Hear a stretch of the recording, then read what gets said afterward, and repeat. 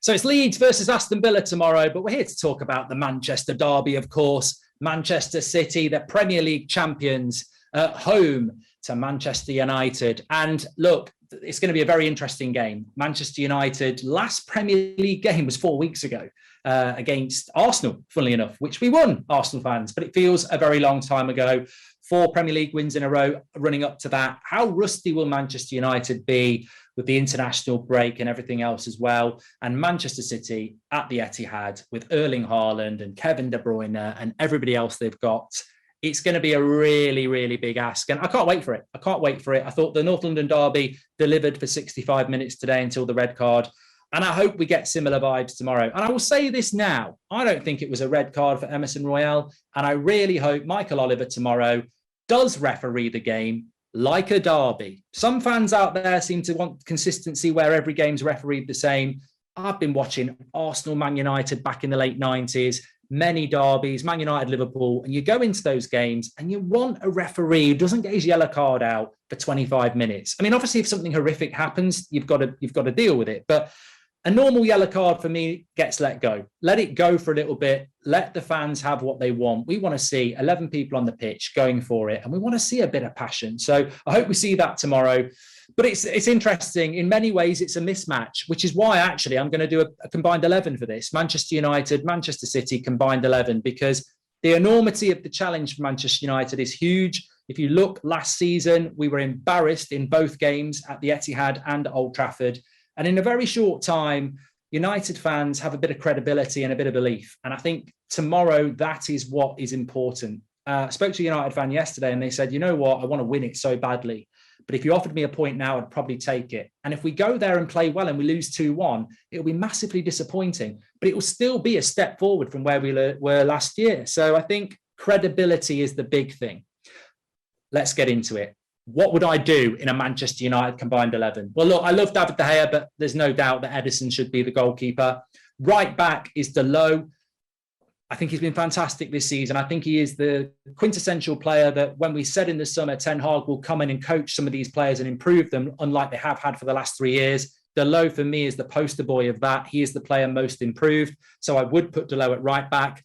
100% I'm putting Rafael Varane at centre-back. I don't care what people say to me about John Stones or Akanji or Laporte or anything like that. Rafael Varane, for me, is one of the best centre-backs in the world at the moment. If you don't think that, you've not watched Manchester United. Ten Hag said it in the last game. He's leading and organising that back four. He is back to his very, very best. I would put Diaz next to him. I love Lisandro Martinez, and the only reason I'm not putting him in is because he's only played a handful of games in the Premier League. I think Diaz has proved that in the Premier League, he is a top defender. So I'd put Diaz in there. And Cancelo would be left back because I think he's the best left back in the league. And therefore, he's probably one of the best left backs in the world. Rodri would have to hold the midfield. The job he does for Manchester City is ridiculous. I think he has more passes per game than anybody. He dictates and conducts that midfield. I'm definitely obviously going to put Kevin De Bruyne in there. I mean, Kevin De Bruyne, some of the crosses he's put in this season are just they're David Beckham-esque, and he's not even a right winger. And then the contentious point for me is who's the third midfielder? Is it Gundogan? Is it Bernardo Silva? Or is it Christian Eriksen, who has been nothing short than a revelation for Manchester United this season? I really do want to put Christian Eriksen in, and every part of me as a Manchester United fan is going to put Christian Eriksen in, but I will hold my hand up and say there is definitely red bias here because I am going to have to move Bernardo Silva to the left-hand side because Bernardo Silva, Pep was on about him the other day, he's so important. He's so important to that Man City side, and you cannot have a combined 11 without Bernardo Silva in it. So I'm going to boot Bernardo Silva out to the left wing and say, do a job there, just so I can put Christian Eriksen in the midfield with Rodri and Kevin De Bruyne. Bernardo Silva out to the left. On the right-hand side, it's difficult. Anthony's not been at United long enough. I prefer Sancho on the left. Rashford's not a right winger. So I would probably play Mahrez, who I think is massively underrated and doesn't always start for Man City, but I would put Mahrez there. And obviously, it's going to be Cristiano Ronaldo. No, it's going to be Erling Haaland up front for me. So I do find a place for 3 Manchester United players, Dalot, Varane and Eriksen, by forcing Bernardo Silva to the left. But it's the enormity of the task for Manchester United. This Manchester City side, as much as I don't like saying it, They are the side. They are my predictor to win the Premier League. They were before the season. They are still now. They are so good. Pep Guardiola has been in that groove at Man City for years now. He's built this team. He's got it well oiled, and he knows what it needs to do. Erik ten Hag's right at the start of his journey, and we are looking for credibility. That's a combined 11 on form, by the way.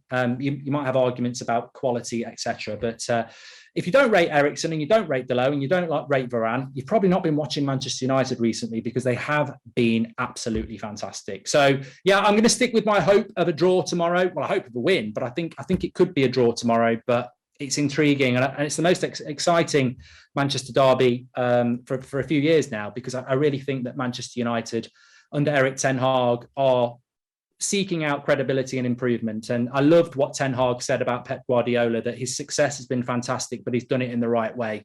Not only is that respectful to Pep Guardiola, who he used to be reserve team coach for at Bayern Munich, but it's also an indicator of what Erik ten Hag is all about. It's about winning, but it's about doing it in the right way. And that respect he has for Pep is very, very clear.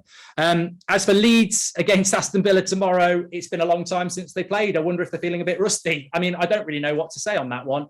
Aston Villa, I still think Gerrard's position is in the balance. And Leeds, who started off so well, sort of fell away a little bit recently, haven't they? So it's a must win for both of those games, both of those teams. With Rodrigo back for Leeds, maybe they can recapture that form they had at the start of the season, but it's a hard one to call. So I'd probably say a draw with that one.